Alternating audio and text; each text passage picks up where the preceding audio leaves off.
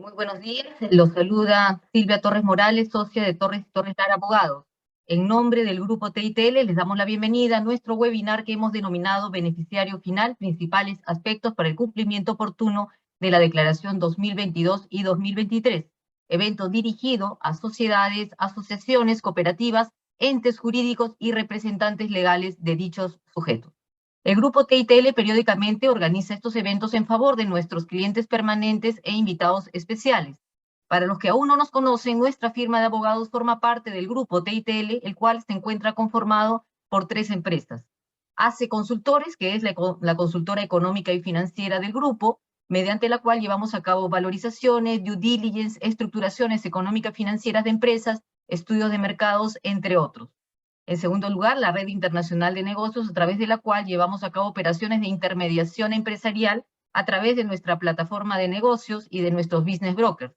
Con esta red se busca facilitar el contacto entre nuestros clientes para la compra y venta de empresas, búsqueda de financiamiento, búsqueda de socios de negocios, ya sea a nivel nacional e internacional. Ya tenemos presencia en más de 15 países.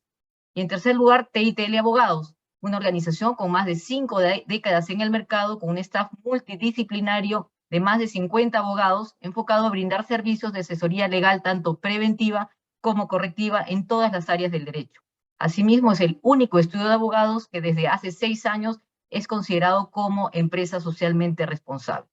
El objetivo fundamental del presente webinar es dar a conocer los principales aspectos para el cumplimiento oportuno de la Declaración de Beneficiario Final 2022 y 2023, con el fin de prevenir y o evitar contingencias tributarias para las empresas y sus representantes legales. La mecánica del presente webinar va a ser la siguiente. Vamos a tener 2 expositores que desarrollarán los temas por un espacio aproximado máximo de 45 minutos.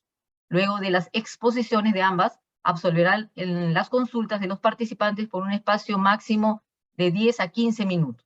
Por ello, por favor, les pedimos que durante las exposiciones vayan redactando sus consultas en el chat del Zoom para que puedan ser absueltas finalizadas ambas exposiciones. Sí, por favor, les pedimos nos indiquen a quién va dirigida y que sean muy concretas y muy puntuales.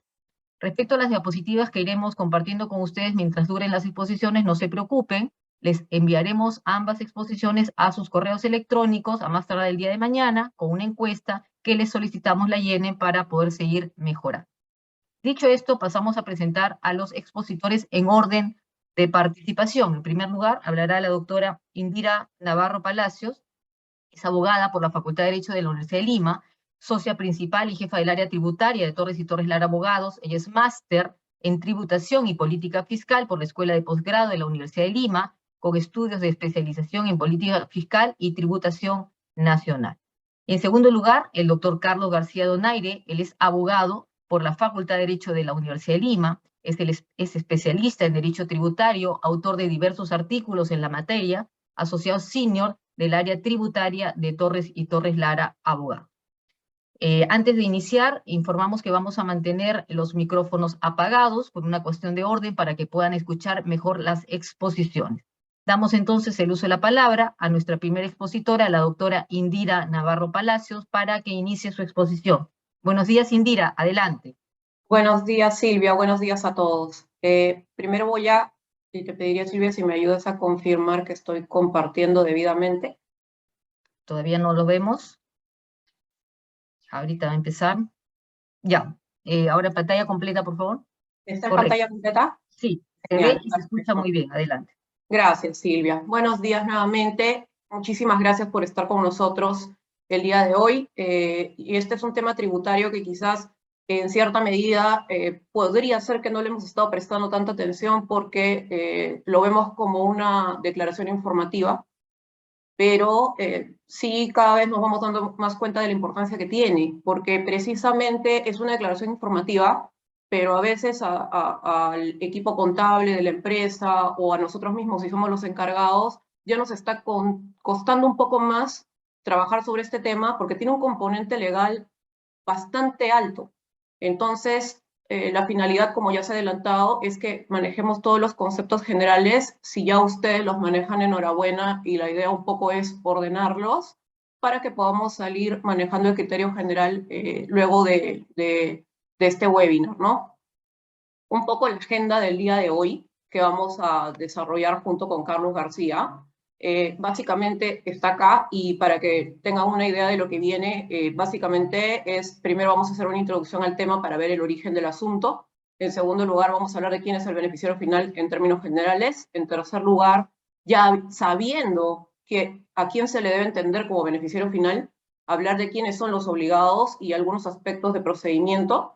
En cuarto lugar, sobre la declaración del beneficiario final, ya el tema inmediato, las consecuencias de incumplir con las obligaciones vinculadas a este tema, y aterrizaremos pues con una aplicación práctica. Y reiteramos nosotros que es importante el tema. Estamos a puertas ya del vencimiento, los plazos finales para la declaración de un grupo muy importante al cual la Administración Tributaria empezó a avisarle que tiene la obligación, a recordarle que ya es inminente el vencimiento a través del cronograma. Y ya estamos viendo que a algunos contribuyentes les está llegando en su buzón que le notifica la SUNAT cuando tiene alguna comunicación, les avisa o les recuerda que a su entender ellos deberían presentar la declaración.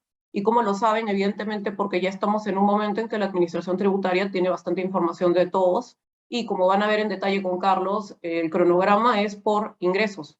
Y en este momento, entre el 15 y el 23 de septiembre, se dan los últimos plazos para presentación de esas declaraciones para el grupo que se ha incorporado recientemente, que es un grupo grande, que son las empresas que tienen ingresos entre 500 UITs y 1000 UITs, que son como 2.200.000 y 4.400.000 soles de ingresos, que son muchas empresas en el Perú, y ya otras ya deberían estar con todo este tema regularizado a la fecha, ¿no? Vamos entonces a la materia. Primero, brevísimo, el tema de la introducción.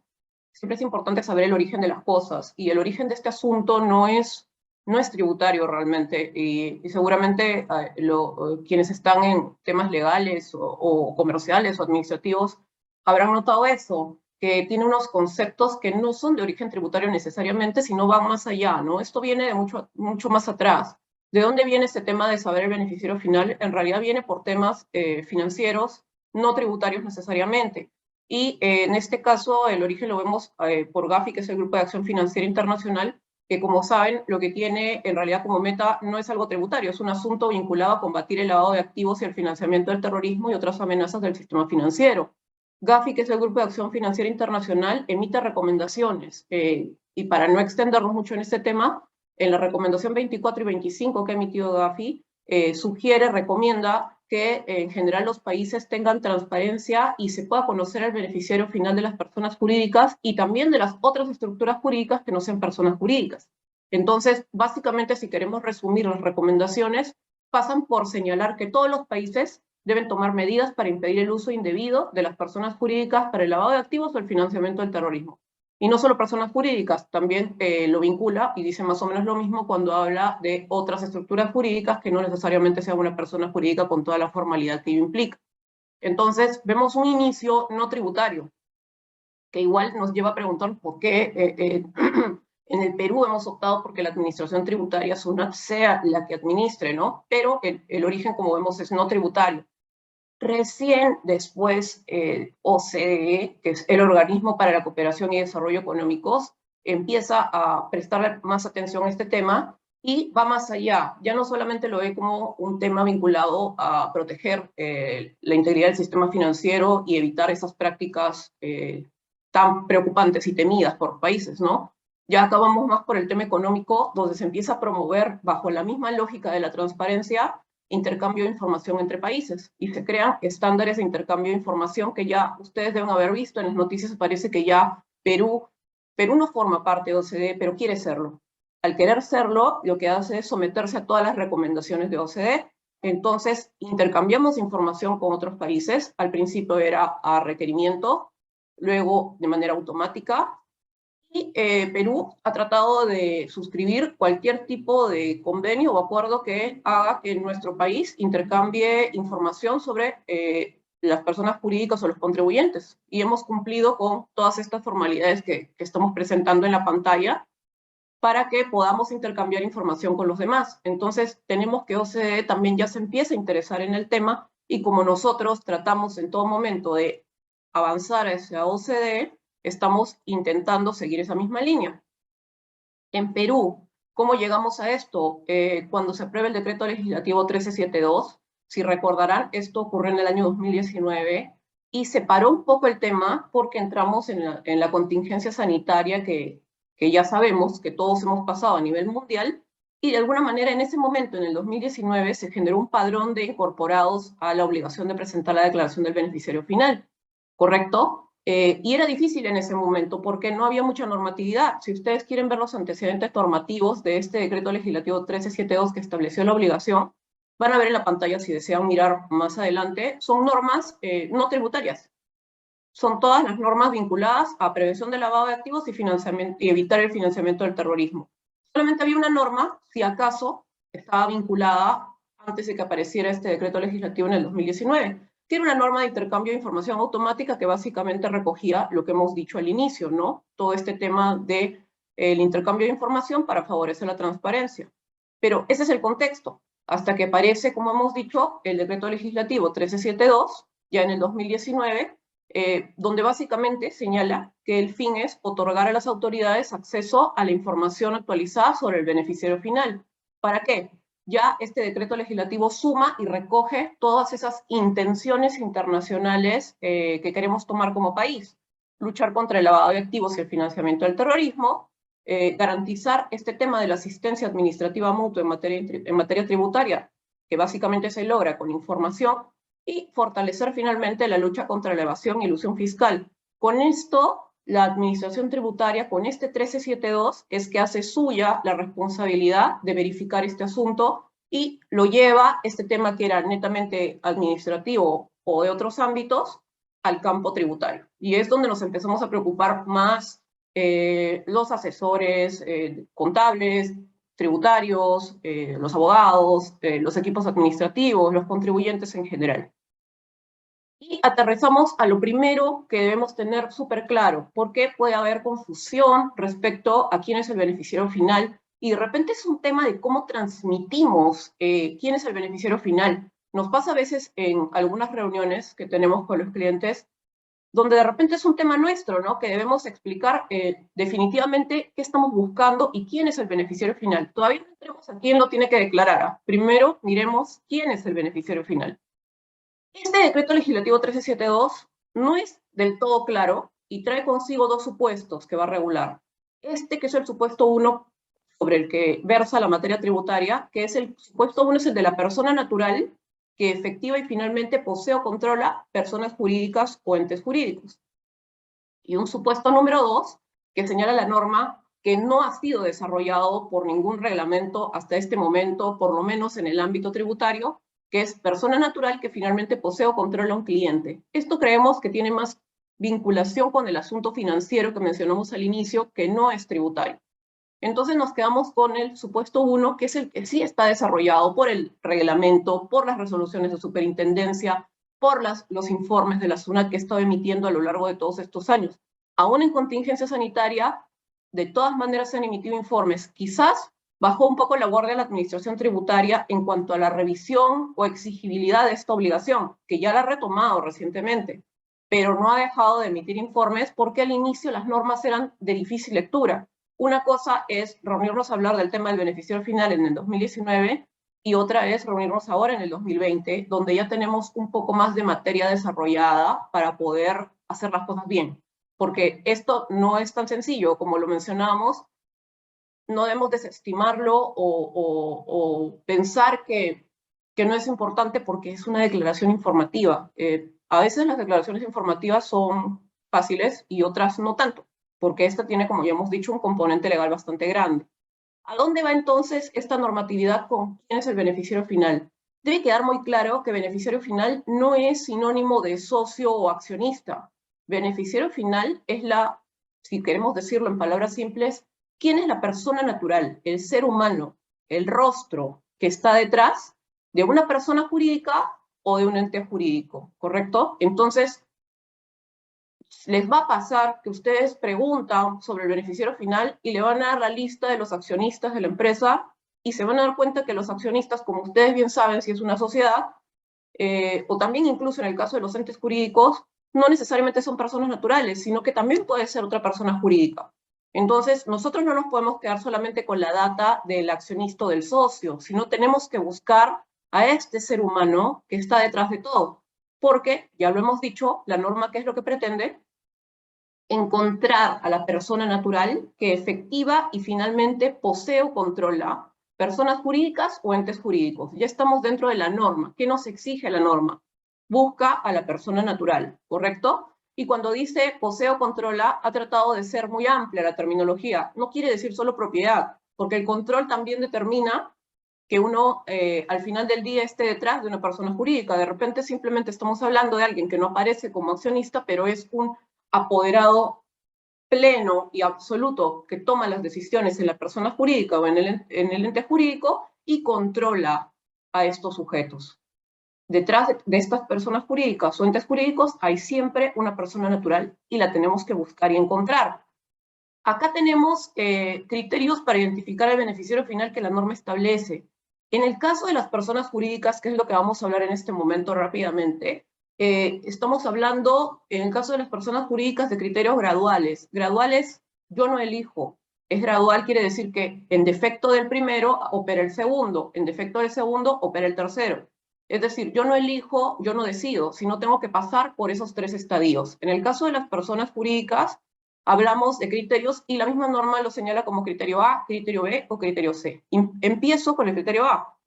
Busco a la persona natural que directa o indirectamente posea 10% más del capital de una persona jurídica. Empezamos con lo más sencillo, ¿no? La propiedad directa. Tenemos una persona jurídica y quiere saber quién es su beneficiario final y se da cuenta que tiene un accionista que tiene el 10%, bajo un criterio amplio y sencillo, podemos decir que este es el beneficiario final, en este caso, de esta persona jurídica. Y acá lo ponemos fácil, pero las cosas no son así de fáciles, ¿no? Puede haber propiedad directa como puede haber propiedad indirecta. En el caso de la propiedad indirecta, los supuestos más clásicos que contiene la norma son, por ejemplo, tenemos a una persona jurídica, la de color guinda, que tiene a su vez un accionista, pero ese accionista es otra persona jurídica. Y como ya hemos dicho, nosotros tenemos que buscar quién está detrás.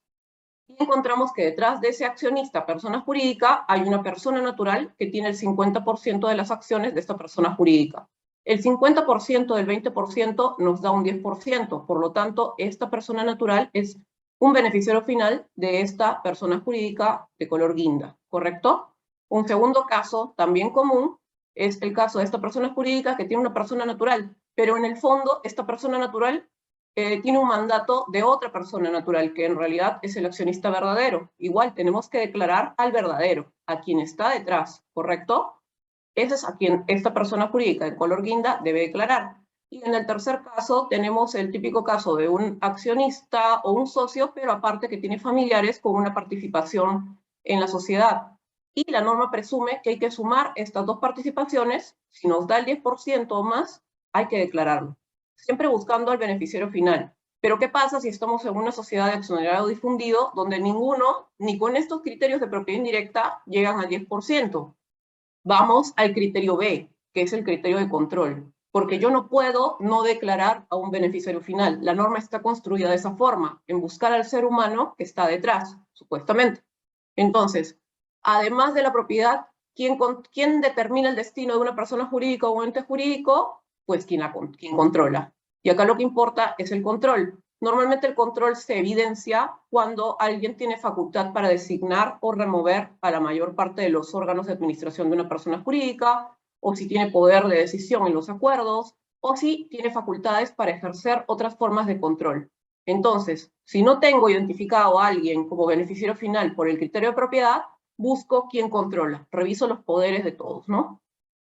Y en tercer lugar, si no encontré a nadie por propiedad, no encontré a nadie por control, hay un criterio residual, que es el criterio C, que no es querido ni por la administración tributaria, ni por normalmente la persona jurídica o el ente jurídico, pero la norma lo pone porque siempre hay que declarar a un ser humano, como hemos dicho.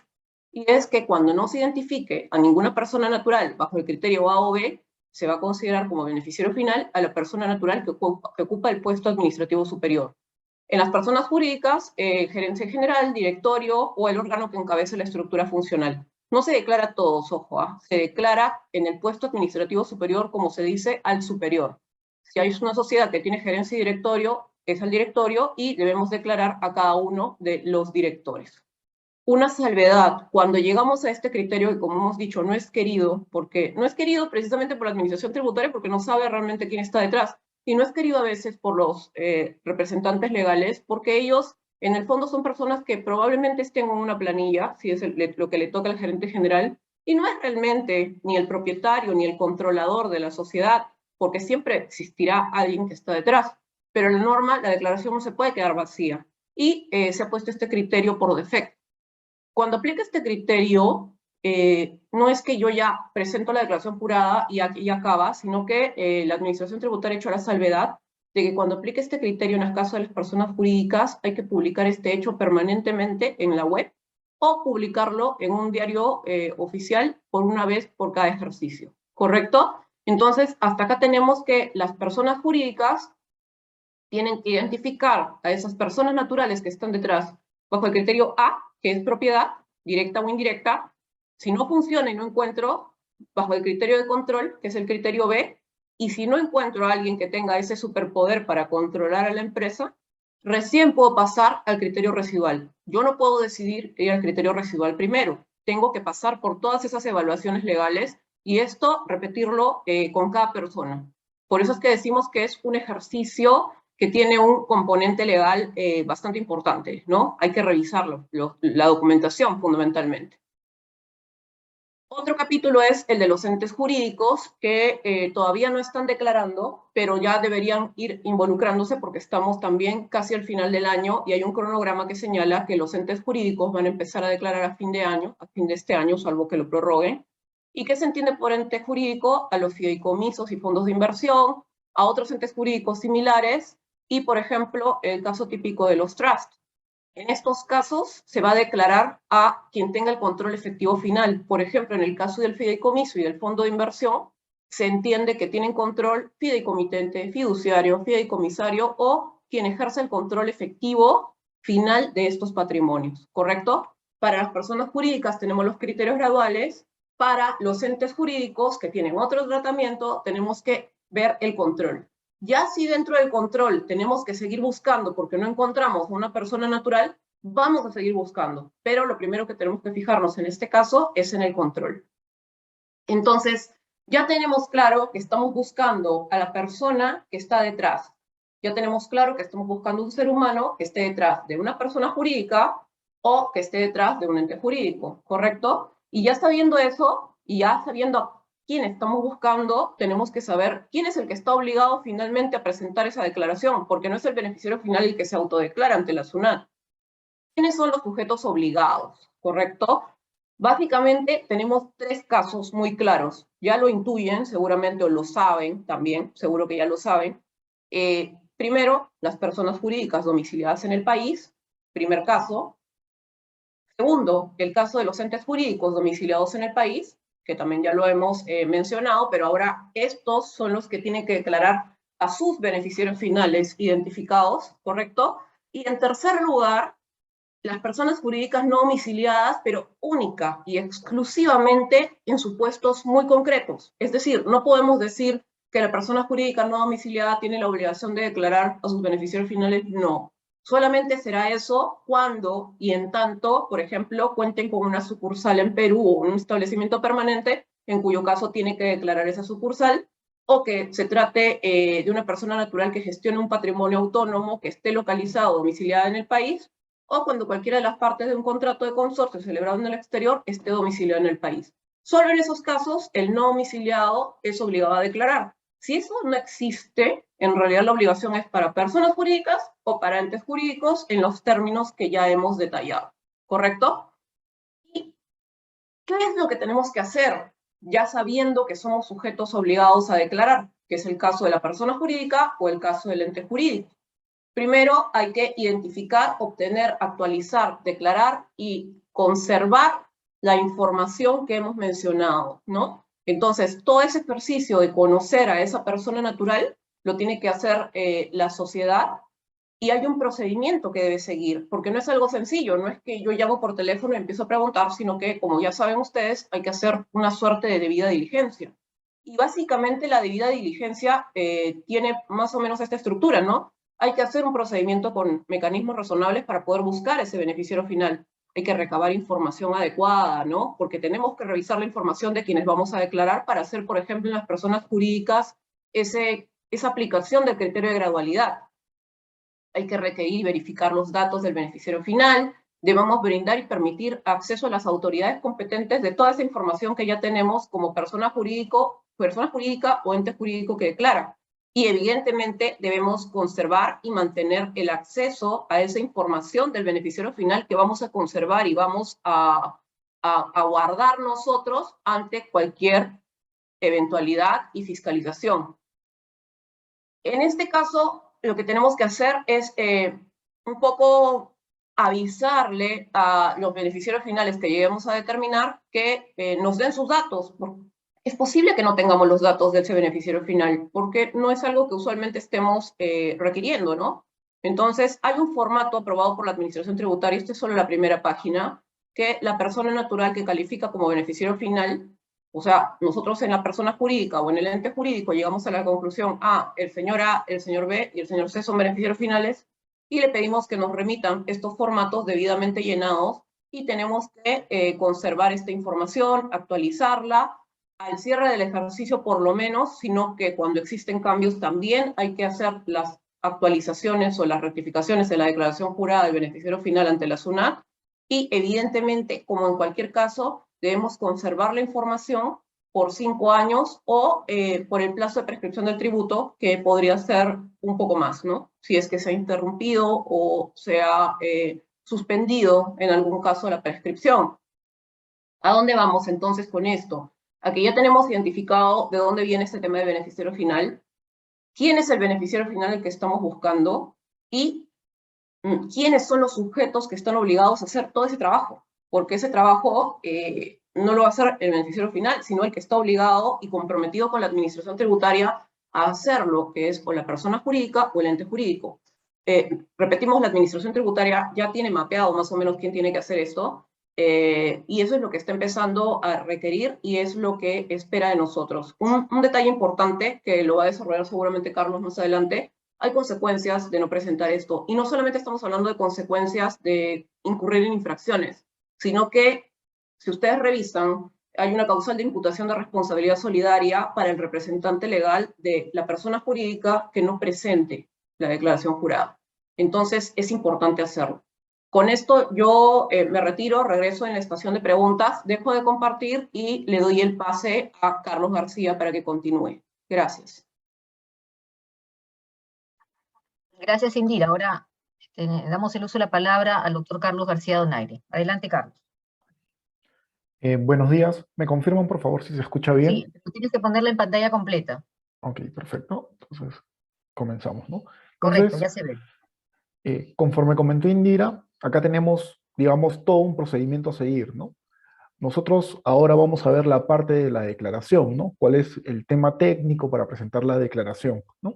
Pero previamente, como ha mencionado, hay dos obligaciones, ¿no? Primero, la del beneficiario final, la de la persona que califica como beneficiario final, que tiene la obligación de entregar este formato a la persona jurídica, y luego la persona jurídica, basándose en este formato que se han entregado, y aparte de la debida diligencia que ha tenido que realizar, va a presentar su declaración informativa de beneficiario final a la SUNAT, ¿no? Ahora, vamos a comenzar viendo quiénes son los sujetos obligados, ¿no? Para esto se aprobó una resolución en la cual se establecen que para el 2022 van a estar obligadas las personas jurídicas. El primer tramo ya ocurrió, fue en mayo, para las personas jurídicas que en el ejercicio anterior obtuvieron ingresos netos por más de 1.000 UITs, ¿no? 4.400.000, ¿no? Ahora, en agosto, corresponde a los del segundo tramo, ¿no? Las personas jurídicas domiciliadas en el país cuyos ingresos fueron del ejercicio anterior de más de 500 UITs hasta 1.000 UITs, ¿no? 2.200.000 hasta 4.400.000, ¿no?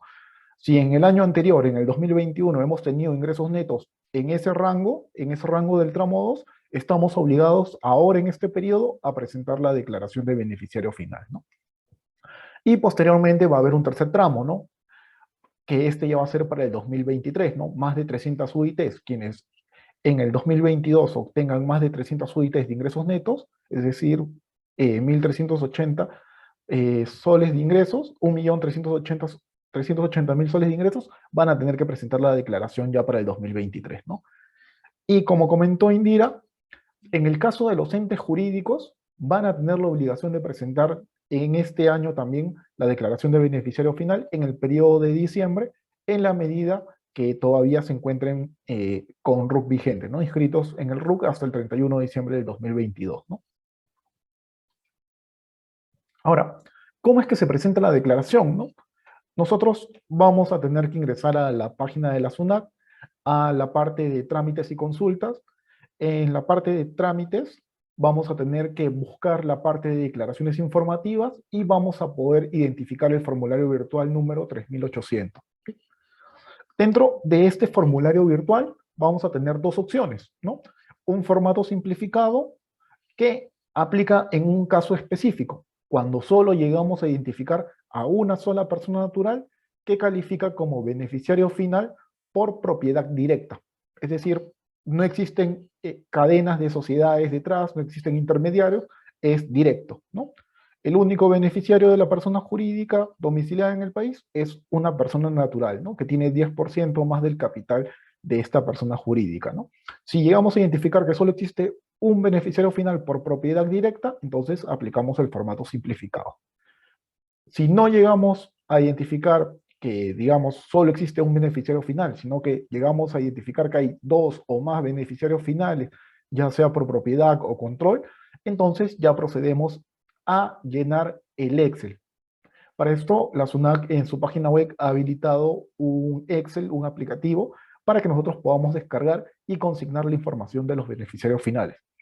En este Excel nosotros vamos a tener que declarar dos cosas: los datos de los beneficiarios finales y los datos del representante legal, ¿sí? Ahora, adicionalmente a este Excel, nosotros, si llegamos a tener una cadena de titularidad o cadena de control, es decir, intermediarios hasta llegar a identificar a la persona natural, vamos a tener que presentar adicionalmente un Excel denominado datos de la cadena de titularidad y o cadena de control, ¿no? Si no tenemos, digamos, intermediarios hasta llegar a identificar el beneficiario final, sino que, por ejemplo, hay propiedad directa, lo único que vamos a hacer es presentar el aplicativo, ¿no? Para esto, llenamos la información dentro del Excel. En el Excel vamos a tener que generar dos archivos planos, y esos archivos planos, que se denominan archivos de control, son los que se van a subir a través de este formulario virtual número 3800, ¿no? Una vez que ya hemos cumplido con subir estos formularios, y de ser el caso, adjuntar este Excel de datos de la cadena de titularidad y o cadena de control, ya comenzamos a presentar la declaración, ¿no? Y vamos a presentar la declaración, vamos digamos, a obtener finalmente la constancia de presentación, y con esto ya se da por concluida la declaración del beneficiario final, ¿no? Ahora, acá hay un tema importante, ¿no?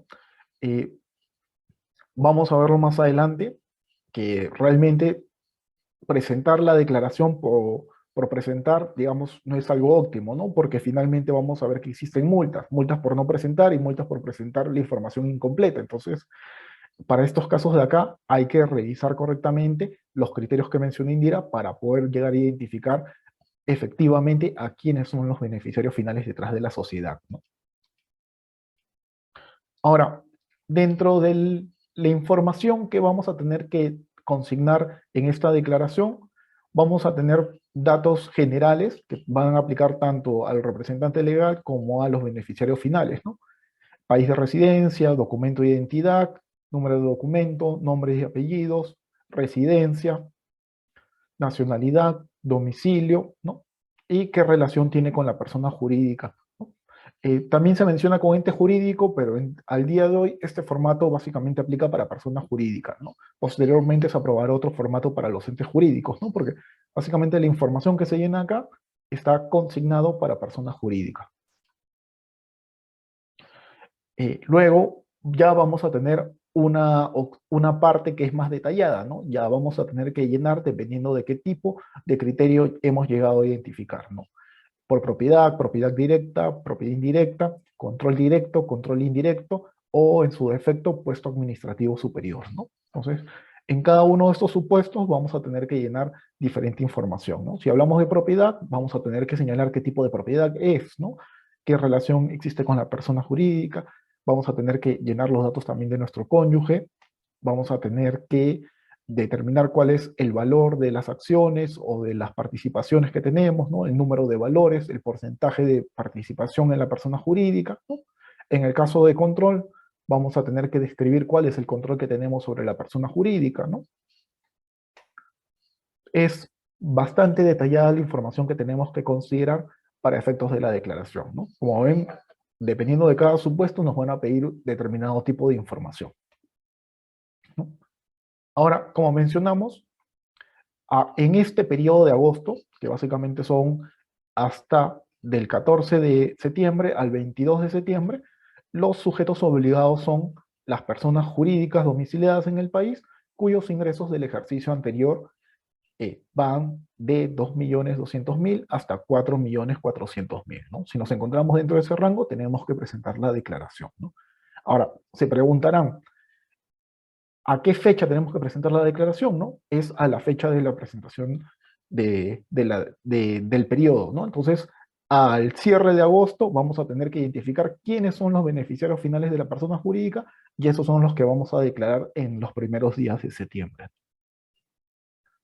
En el caso de los entes jurídicos, ya va a ser posterior, ¿no? Para diciembre del 2022. Este es un tema importante que hay que ver, ¿no? Porque justamente como se mencionó, lo que se busca acá es llegar a identificar quién es el propietario final, ¿no? El dueño, por así decirlo, de la persona jurídica, ¿no? Quién se encuentra detrás, la última persona que se encuentra detrás de todas las cadenas de sociedades que puedan existir, ¿no? Ahora, justamente para llegar a cumplir con esa meta, se han establecido ciertas infracciones y sanciones, ¿no? Ahora vamos a poder ver que estas sanciones son sanciones económicamente elevadas, van desde 23.000 hasta 230.000 soles, ¿no? Si bien es una declaración informativa, el incumplimiento podría generar un costo tributario alto para la empresa, ¿no? Y en estos casos de acá vamos a poder dividir las infracciones en tres tipos, ¿no? Infracciones vinculadas a la presentación de la declaración, ¿no? Si no presentamos la declaración, va a haber una multa como mínimo de 5 OITs, que son 23.000 soles, y como máximo de 50 OITs, que son 230.000 soles, ¿no? Si no presentamos la declaración, aplica esa multa. Si la presentamos de forma incompleta, sin validar correctamente los datos que tenemos, igual va a haber una multa similar, ¿no? Ya no vamos a aplicar la del numeral 2, sino vamos a aplicar la del numeral 4, sancionada con los mismos montos, ¿no? Entonces, no basta con presentar por cumplir nada más la declaración, sino se tiene que tener una debida diligencia para efectos de corroborar que los datos que estamos consignando en nuestra declaración son correctos, ¿no? Para efectos de que no se aplique esta multa de acá. Luego tenemos otras infracciones vinculadas a la obligación de contar con el sustento respectivo, ¿no? No basta con presentar la declaración. Nosotros debemos haber realizado pasos previos para efectos de poder sustentar cómo es que llegamos a determinar que estas personas califican como beneficiarios finales, ¿no? Nosotros debemos tener el sustento respectivo, la debida diligencia que hemos realizado, todos los procedimientos que hemos podido efectuar para poder corroborar que la información que nos han brindado es correcta y actualizada, ¿no? Si no tenemos una debida diligencia, probablemente la SUNAT nos llegue a aplicar estas sanciones de acá, ¿no? Que pueden ser de 3 UITs hasta 25 UITs, ¿no? También vamos a tener infracciones vinculadas con el control de la administración, informar y comparecer ante la administración, ¿no? En caso de que no contamos con información sobre la identificación de los beneficiarios finales, sobre la debida diligencia que hemos realizado, y la SUNAT en ese momento nos requiera dicha información y no tenemos, nos pueden ser aplicables algunas de estas infracciones, ¿no? Por ejemplo, no mantener en condiciones de operación los soportes magnéticos y otros medios de almacenamiento que sustente el procedimiento de debida diligencia, no exhibir o no presentar la documentación que respalde la declaración de beneficiario final, ¿no? Entre otras infracciones que podrían aplicar, ¿no? Y como se ven, estas infracciones son elevadas, ¿no? Entonces, en estos casos de acá, recomendamos siempre tener una trazabilidad, ¿no? desde el día 1, ver todos los pasos que se han realizado para poder llegar a obtener la información del beneficiario final. Y no solo eso, sino que adicionalmente buscar que se documente cómo ustedes han podido verificar, validar esa información que ustedes han obtenido o les han remitido, ¿no? Un punto importante es el tema de la responsabilidad solidaria de los representantes legales, ¿no? ¿Qué implica la responsabilidad solidaria? Implica que quien califique como responsable solidario va a estar obligado al pago de la deuda de la persona jurídica, inclusive con su propio patrimonio, ¿no? La SUNAT, a quien atribuye responsabilidad solidaria, le va a poder exigir el pago de la deuda tributaria, inclusive con su propio patrimonio, ¿no? Aun cuando la persona jurídica puede que no quiera pagar, puede exigírselo de manera paralela al representante legal. Entonces, en este caso de acá, los representantes legales de las personas jurídicas tienen que ser los más interesados en presentar esta declaración, en cumplir con esta obligación formal, ¿no? Para efectos de que no se le atribuya la responsabilidad solidaria, ¿no? Para prevenir esta atribución de responsabilidad solidaria, ¿no? ¿Por qué? Porque en el mismo artículo 16 se ha establecido un nuevo supuesto, ¿no? En el cual los representantes legales van a ser responsables solidarios en caso se omita presentar la declaración jurada informativa, ¿no? Y por ejemplo, como hemos visto, no presentar la declaración tiene una multa que va entre los 23.000 a 230.000 soles, ¿no? Entonces, digamos, es de interés del representante legal presentar esta declaración, ¿no? Porque, digamos, si no la presenta, la SUNAT podría exigirle esta multa, ¿no? Que va entre 23.000 a 230.000 soles, no solo a la sociedad, sino paralelamente se lo puede exigir al representante legal, ¿no? Y el representante legal va a tener que asumirlo inclusive con su propio patrimonio, ¿no? Vamos a ver unos casos para que quede, digamos, un poco más claro el tema conceptual, ¿no? Tenemos la siguiente sociedad, ¿ok? Esta es la sociedad constituida en Perú, la sociedad domiciliada en el Perú, ¿no? Sociedad 1. La sociedad 1 tiene a los siguientes accionistas que están en España, ¿no? A la sociedad A y a la sociedad B y a Alex. La sociedad A tiene 20%, la sociedad B tiene 70% y Alex tiene el 10% del capital social, ¿no? ¿Ok? Entonces, lo primero que tenemos que hacer es comenzar a identificar en base a los criterios que hemos visto, ¿no? Primero, criterio de propiedad, ¿no? Tenemos que ver si hay propiedad directa o propiedad indirecta, ¿no? En este caso de acá, vemos que existe propiedad directa de Alex y Alex tiene 10% del capital social de la sociedad 1, ¿no? En este caso, diríamos que Alex sí es beneficiario final de la sociedad 1 por tener 10% del capital social, ¿no? Entonces ya tenemos un primer beneficiario final por propiedad, ¿no? Por propiedad directa. Sería erróneo pensar que al haber identificado a uno, ya nuestra declaración concluye. No, tenemos que seguir investigando y ver quiénes más pueden llegar a calificar como beneficiarios finales, ¿no? Ya sea por propiedad o por control, ¿no? No basta con haber identificado a uno para concluir con la declaración. Tenemos que seguir verificando, ¿no? Puede haber que exista otros más por propiedad, ya no directa, sino indirecta, y puede existir otros más por control, ¿no? Va a depender del caso. En ese supuesto, a Alex ya lo identificamos como beneficiario final, pero tenemos que seguir indagando, ¿no? Entonces, ya a un primer nivel en España, hemos identificado a un beneficiario final que sería Alex, ¿no? Tenemos que seguir subiendo en la cadena de titularidad, ¿no? Tenemos que ver quiénes están detrás de la sociedad A y quiénes están detrás de la sociedad B. Entonces, ahora podemos ver que detrás de la sociedad A hay dos personas, ¿no? Pedro y Kevin. Pedro tiene el 70% de la sociedad A y Kevin tiene el 30% de la sociedad A, ¿no? Luego vemos a Félix, a Raúl y a Alfredo, que son los accionistas de la sociedad B, ¿no? Primero, nosotros ya hemos identificado que Alex es beneficiario final por propiedad directa, ¿no? Ahora tenemos que verificar quiénes pueden ser también beneficiarios finales por propiedad indirecta, ¿no? En este caso, Pedro tiene el 70% de la sociedad A, entonces Pedro indirectamente tendría el 70% de este 20% en la sociedad 1, ¿no?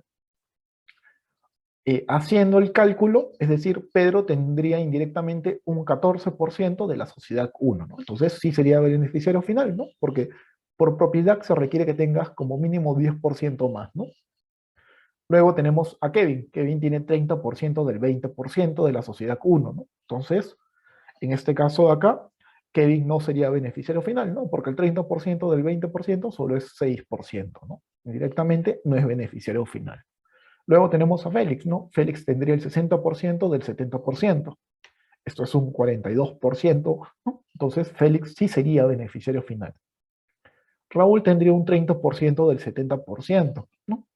Entonces, esto equivale a un 21%, y por lo tanto, Raúl también sería beneficiario final por propiedad indirecta, ¿no? Finalmente, Alfredo tiene 10% del 70%, ¿no? Esto es igual a un 7%, ¿no? Entonces, Alfredo no sería beneficiario final, ¿no?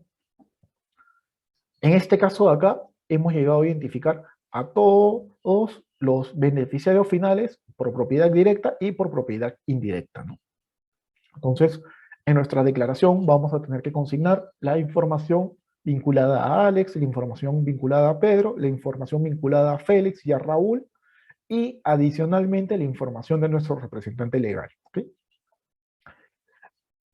Cabe precisar que por el hecho de haber declarado a beneficiarios finales por propiedad, no significa que no puede existir otra persona distinta a los que hemos mencionado que pueda calificar como beneficiario final por control, ¿no? Entonces, acá tenemos que darle un doble check, ¿no? Si bien nosotros hemos identificado acá a beneficiarios finales por propiedad, puede ser que en un caso en concreto exista alguien que adicionalmente también sea beneficiario final, pero no necesariamente por propiedad, sino por control, ¿no? Distinto a los que hemos mencionado acá, ¿no? Entonces, hay que verificar bien si por ahí puede existir alguien que tenga, digamos, la calificación de beneficiario final por control, ¿no? Vamos a ver un segundo ejemplo. En este segundo ejemplo ya vamos a entrar al tema de control, ¿no? Para ver un poco. Tenemos a la sociedad 2. La sociedad 2 es domiciliada en el Perú. Tiene como accionista la sociedad A, y la sociedad A tiene, digamos, a José Pérez como la persona que dirige, controla a estas sociedades, ¿no? José Pérez es quien decide, digamos, a criterio propio cómo se van a dirigir estas sociedades, ¿no? Él es quien, digamos, en términos generales, quien toma todas las decisiones dentro del grupo, quien decide, quien remueve, quien designa personal dentro de las empresas, ¿no? Entonces, acá vamos a recordar que por control va a calificar a alguien por control, va a ser la persona natural que, actuando individualmente o con otros, a través de otras personas naturales o jurídicas, ostenta facultades por medios distintos a la propiedad para designar o remover a la mayoría parte de los órganos de administración, dirección o supervisión. Entonces, en este caso de acá, José Pérez sería, digamos, declarado como beneficiario final, no por propiedad, sino por control, ¿no? Si, digamos, lo juntamos con el caso anterior, puede ser que también tendríamos que declarar a José Pérez por control, ¿no? Ahora, este es un supuesto muy recurrente. Tenemos a la sociedad 3. La sociedad 3 tiene como accionistas a personas jurídicas, ¿no? Digamos, tiene a la sociedad A y a la sociedad B que están constituidas en Panamá, ¿ok? No contamos con la información de quiénes están detrás de estas sociedades, ¿no? La sociedad 3 ha realizado todas las gestiones posibles para poder llegar a identificar a quienes están detrás de la sociedad A y de la sociedad B, pero no ha podido identificar a quienes están detrás, ¿no? Ha hecho todo su mayor esfuerzo, pero sin éxito alguno, ¿no? En estos casos de acá, no se ha podido identificar a nadie por propiedad y no se ha podido identificar a nadie por control, ¿no? Cuando no se puede identificar a nadie por propiedad y a nadie por control, recién aplicamos el criterio residual, el del puesto administrativo superior, ¿no? En este caso, se va a considerar como beneficiario final en calidad de sustituto a quien ocupe el puesto administrativo superior, ¿no? Y de esto va a depender de nuestro organigrama, de la estructura funcional de la empresa, ¿no? vamos a tener que verificar cuál es el puesto administrativo superior, ¿no? El puesto administrativo superior puede recaer en el gerente general o puede recaer en el directorio, ¿no? O si hablamos de alguna otra persona jurídica, en el órgano que haga, digamos, que tenga la calidad similar al directorio, ¿no? Vamos, esto de acá va a depender de cada estructura funcional de cada persona jurídica, ¿no? Cuando lleguemos a determinar a ese puesto administrativo superior, vamos a tener que declararlo a él como beneficiario final, ¿no? Si llegamos a identificar que es el gerente general, declaramos al gerente general como beneficiario final por puesto administrativo superior, ¿no? Esta declaración de puesto administrativo superior en realidad es una declaración en forma de sustituto, ¿no? Porque no hay beneficiario final identificado. Si llegamos a señalar que el puesto administrativo superior es un órgano, por ejemplo, el directorio, entonces lo que va a corresponder es declarar a todos los miembros del directorio como beneficiarios finales por puesto administrativo superior, ¿no? Ahora, cuando presentemos la declaración jurada del beneficiario final, vamos a poder llegar a determinar los siguientes supuestos, ¿no? El primer supuesto, que sí llegamos a identificar a los beneficiarios finales, ¿no?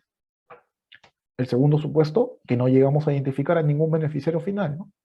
Si identificamos al beneficiario final, lo que va a corresponder es que presentemos la declaración, ¿no? Como hemos mencionado, se requiere una validación de esta declaración, ¿no? Una revisión y regularización tributaria del beneficiario final para efectos de poder considerar que esta declaración ha sido bien presentada, ¿no? Porque, como hemos visto, si esta declaración es incompleta o no acorde a la realidad, se va a aplicar la multa que hemos visto, ¿no? Que se sanciona con una multa de 23, como mínimo de 23.000 hasta un máximo de 230.000, ¿no? Por el otro lado, si no llegamos a identificar al beneficiario final, prácticamente tendremos dos decisiones, ¿no? La primera, declarar el puesto administrativo superior, ¿no?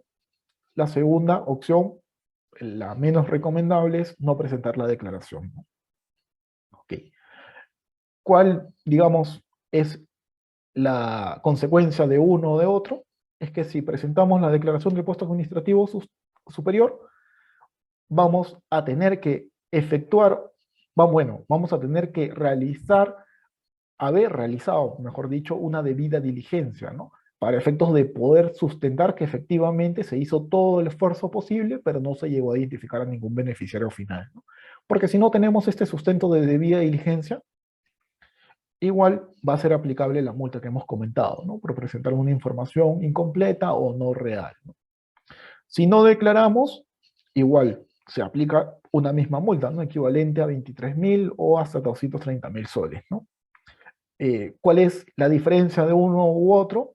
Es que si no se declara, adicionalmente va a estar la responsabilidad solidaria, ¿no? Es decir, que al representante legal, en este caso, por ejemplo, gerente general, se le va a poder hacer exigible esta multa, ¿no? Entonces, acá hay un tema ya de interés para efectos de cumplir con esta obligación formal, ¿no?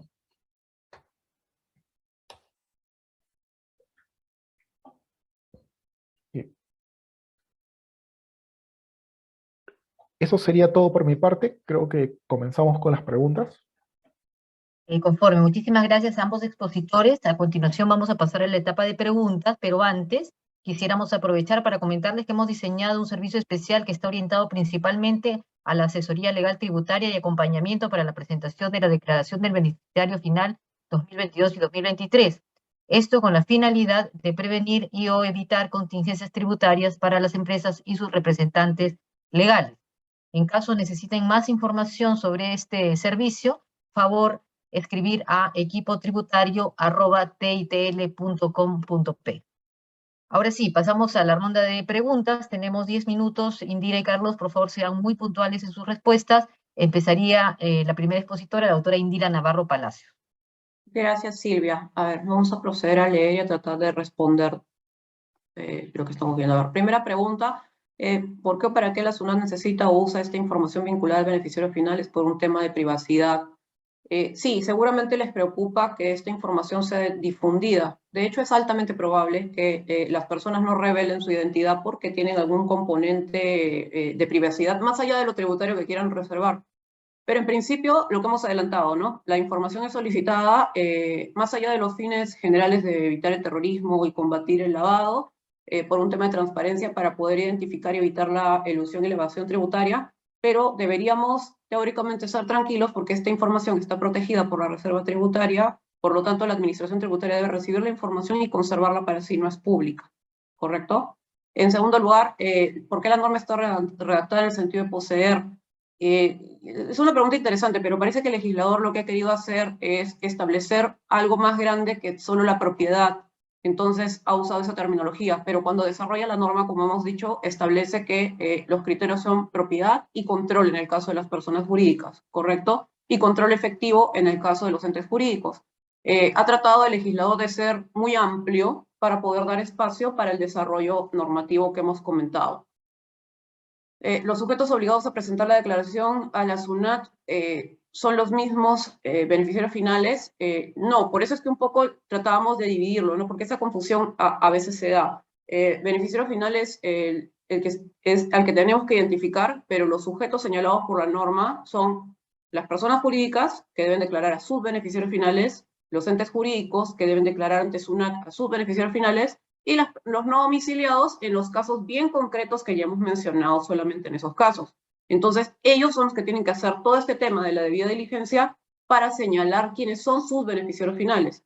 Evidentemente, antes de hacer eso de cara a la SUNAT, internamente con la debida diligencia, cada uno se ha dirigido a sus beneficiarios finales y los ha logrado identificar. Entonces, si queremos resumir ese proceso, es que el beneficiario final provee de información al sujeto obligado a presentar la declaración, y el sujeto obligado a presentar la declaración, que es la persona jurídica o el ente jurídico, es el que da la cara ante SUNAT y hace todo este trabajo que ha descrito Carlos en la segunda parte.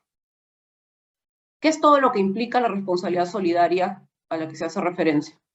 No se puede evitar, ya. La responsabilidad solidaria, Carlos lo adelantó, básicamente consiste en que la solidaridad implica que la administración tributaria ya no tenga que accionar solo contra la persona jurídica o el ente jurídico, sino que tiene otra persona jurídica a la cual buscar para requerir el pago de la deuda.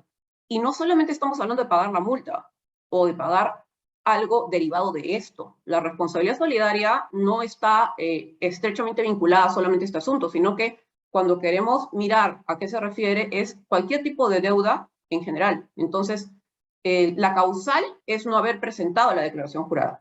El no haber presentado la declaración jurada le abre la puerta a la administración tributaria para tener otro sujeto al cual cobrar cualquier tipo de deuda de la persona jurídica o del ente jurídico, con lo cual nos exponemos como representantes legales porque es una causal según la norma objetiva y nos vamos a tener que defender en un procedimiento administrativo, lógicamente, pero es difícil defenderse de algo tan claro como que no presenté la declaración jurada.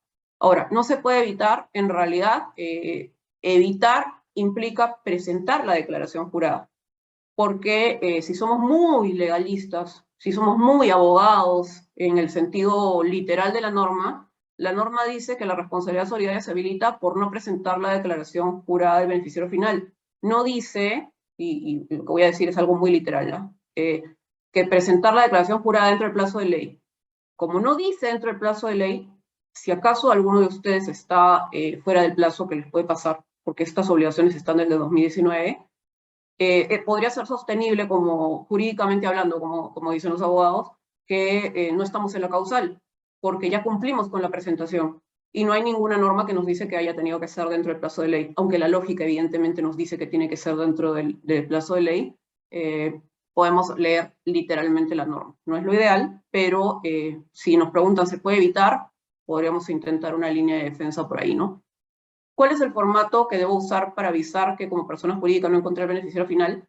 No hay un formato específico, así como los formularios que ha presentado Carlos, que esté totalmente público, como adjunto o anexo a una norma, pero sí la Administración Tributaria tiene un espacio bastante interesante en su web, en la web de SUNAT, que es del beneficiario final, y ahí hace una sugerencia de texto. Ustedes lo pueden googlear, lo pueden encontrar, y si no lo encuentran, nos escriben al correo que está por aquí, que está abajo en la proyección, y se lo pasamos, porque nosotros sí lo hemos encontrado. No es obligatorio, es una recomendación de la Administración Tributaria. Y explica ahí, he hecho todo tales y tales diligencias, no he encontrado el beneficiario final y según la norma tal, el artículo tal del decreto tal, cumplo con hacer esto.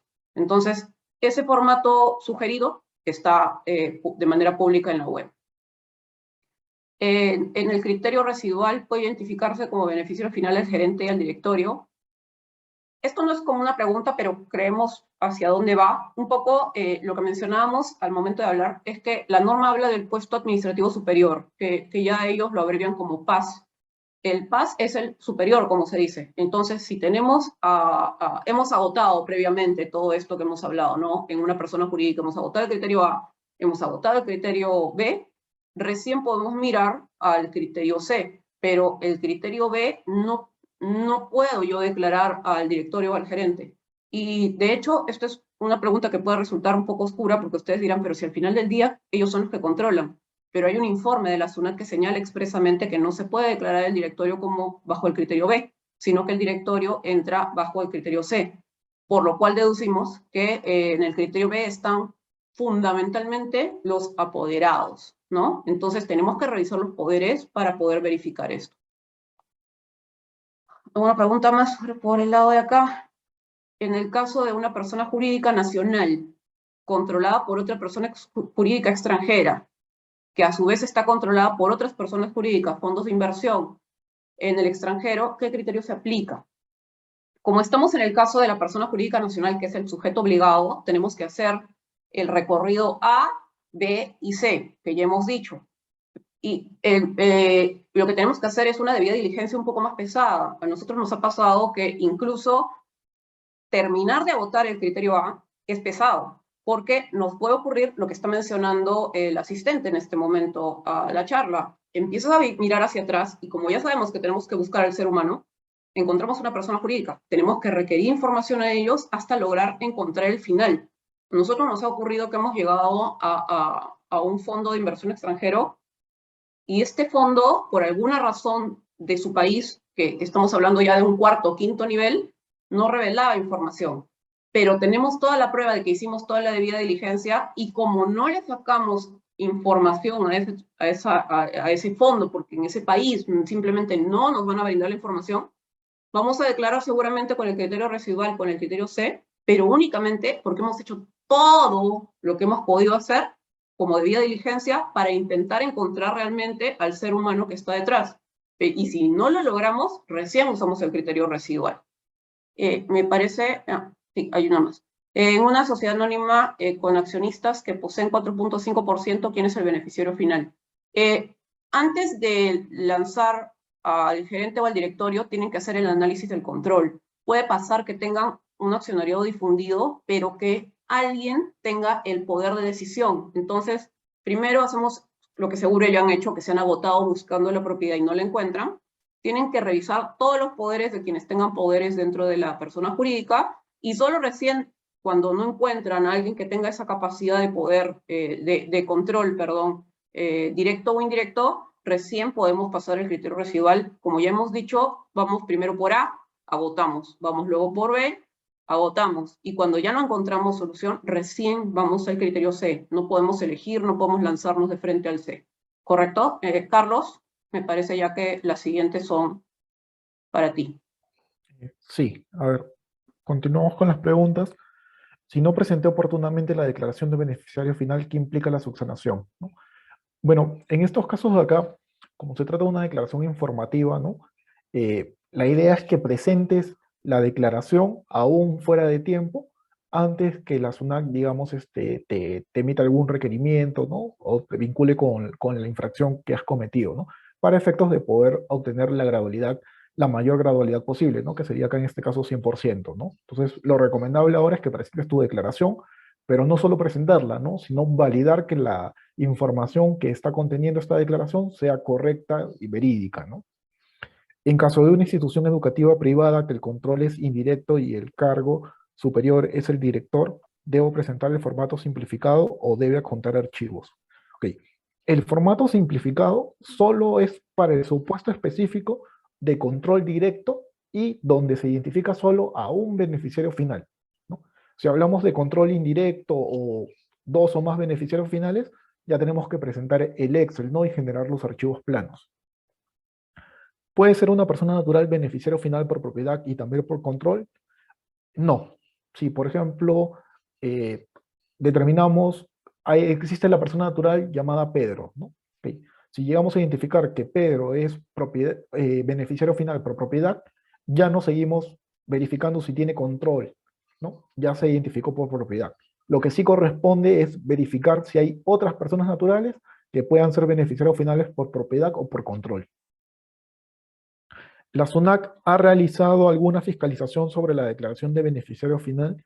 Es una pregunta interesante porque hasta hace poco, digamos, la SUNAT no había estado notificando a los contribuyentes, pero últimamente ya ha comenzado de manera masiva a notificar a los contribuyentes para efectos de que cumplan con la presentación de la declaración. Entonces la SUNAT ya está tomando medidas para efectos de verificar el cumplimiento oportuno, ¿no? Y si no se cumple oportunamente, vamos a tener, digamos, la consecuencia de la multa, ¿no? Entonces, es mejor presentar la declaración dentro del plazo, ¿no?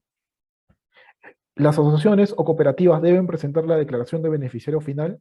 Sí, ¿no? Cuando se refiere a persona jurídica, se está refiriendo a cualquier tipo de persona jurídica, ¿no? Asociación, cooperativa, entre otras, ¿no? Entonces, no significa que sean necesariamente empresas, sociedades, ¿no? No, es toda persona jurídica, ¿no? Indistintamente si es asociación, cooperativa, sociedad, ¿no? Entonces hay que tener en cuenta eso para cumplir con esta obligación, ¿no? En el caso de las COPAC, son los socios quienes tienen aportaciones que no superan 10%, quienes serían los beneficiarios finales, se considerarían los representantes, que es el Consejo de Administración. Va a depender, ¿no? Si bien por propiedad no hay ningún beneficiario final porque ninguno supera directa o indirectamente el 10%, primero corresponde verificar y descartar que no exista un beneficiario final por control, ¿no? Si no hay beneficiario final por control, entonces lo que va a corresponder en ese caso es ya aplicar el criterio residual, el de puesto administrativo superior, ¿no? Y ahí van a tener que verificar, según su estructura organizacional, cuál sería acá el órgano superior, ¿no? Si en caso llega a ser el Consejo de Administración, entonces tendrían que declarar a todos los miembros del Consejo de Administración. La empresa donde trabajo presentó en el 2019 y solo hubo aumento de capital. ¿Estarías obligados a presentar la declaración? En este caso, la declaración en sí no tendrían la obligación porque la obligación la tuvieron en el 2019, ¿no? Lo que tendrían eventualmente es la obligación de actualizar sus datos, ¿no? En este caso de acá, como el porcentaje del accionariado no ha cambiado, entonces se seguiría manteniendo el mismo porcentaje, ¿no? Entonces no tendrían la obligación de presentar, ¿no? Última pregunta, por favor. Sí. En principio, en esta acá, digamos, no tendrían la obligación de presentarlo, ¿no? Ahora, hay un punto importante que mencionar, porque en la declaración nos hablan de los valores emitidos, ¿no? ¿Cuántos valores tenemos, ¿no? Entonces, por ese lado de ahí, como se trata de una información adicional que se ha variado dentro de la declaración, de repente por ahí la SUNAT exigiría que sí se presente, ¿no? Entonces, de repente, como sí se está variando algún documento dentro de los campos que pide el Excel, de repente sí podría digamos, la SUNAT requerir que se presente la declaración, ¿no? De tratarse de una SRL cuyos dos socios fallecidos, ambos tocaría declarar a los herederos, bueno, en ese caso tendríamos que verificar, ¿no? A agosto del 2022, quienes tendrían, digamos, quienes calificarían como beneficiarios finales, ¿no? Si en este caso son los herederos los que son los propietarios, entonces correspondería declararlos a ellos, ¿no? Verificar si por propiedad llegan a tener 10% o más del capital de las participaciones, ¿no? Entonces, ahí correspondería declararlos por propiedad, ¿no? Sin perjuicio de verificar si también podría aplicar control.